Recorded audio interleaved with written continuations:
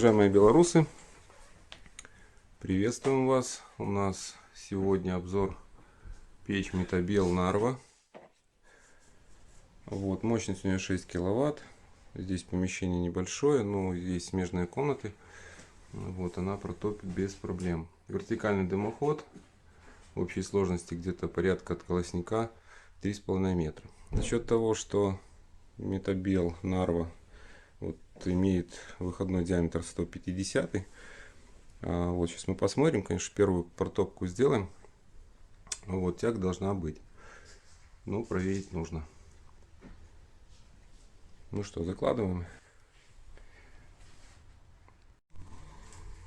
Так, ну вот первая закладочка у нас в действии. Вот, интенсивно горит. Прикроем зольный ящик. Вот, выдвигается он для того, чтобы разжечь, то есть доставить большую порцию воздуха именно для розжига. Потом уже печка переходит в режим стандартный. И сейчас попробуем, как она регулируется. Значит, у нас здесь, в принципе, 3 регулировки. Зольный ящик мы закрыли. Система чистое стекло верхнее и колосниковая подача. Перекрыли колосниковую полностью. Уже пламя, интенсивность изменилась.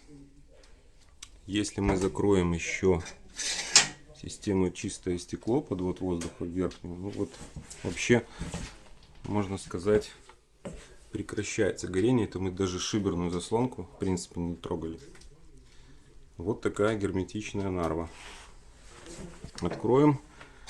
Нам нужно прожечь все это дело, прокалить трубу, прокалить печь по возможности, чтобы краска у нас запеклась.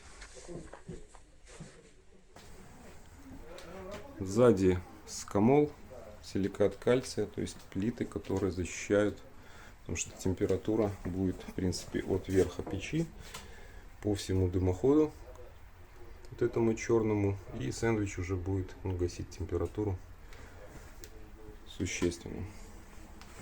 То есть на верхе, верх печи, стартовые трубы, шибер будет нагреваться, то есть от 200 до 300 градусов.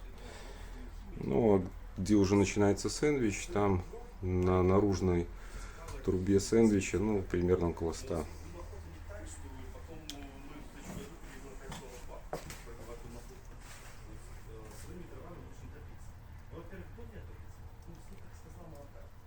Вот такой небольшой обзор. Хотелось показать нарву.